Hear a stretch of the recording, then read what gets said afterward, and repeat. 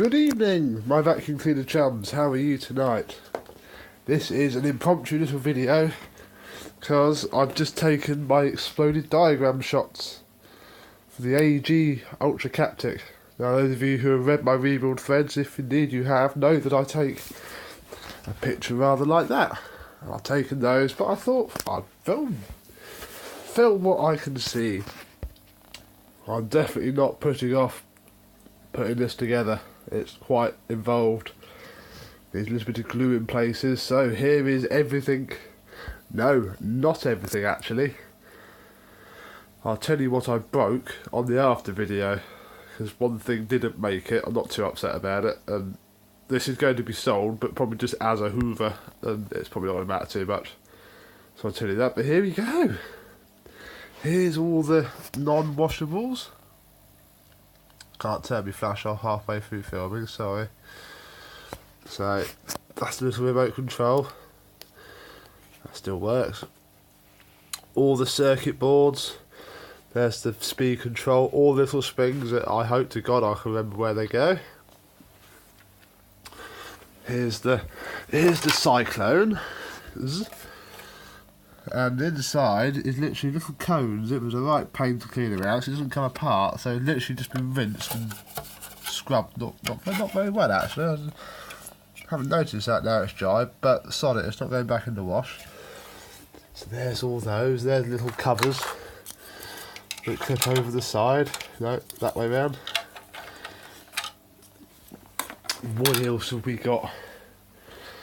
Here's all the little tiny bits.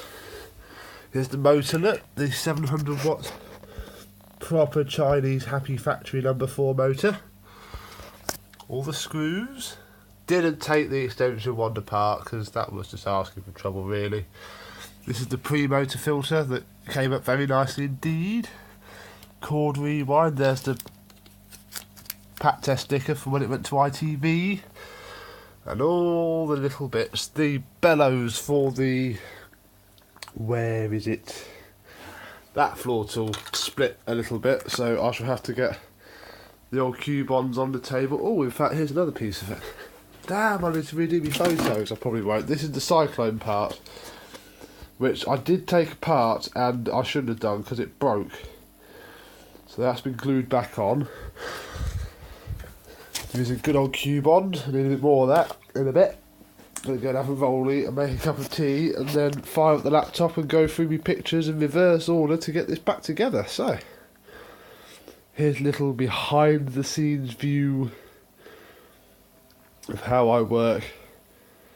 It all gets laid out and it's easier to grab the parts as and when they're needed. And this is up there with the, I'll say the Panasonic icon in terms of difficulty. Even the Ensign SM2 was easier than this.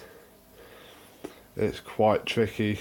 There's certain bits that you shouldn't try and take apart on one of these, which I shall detail in my rebuild thread, presuming it all goes back together and I don't get upset with it. I'll lob it all in the wheelie bin.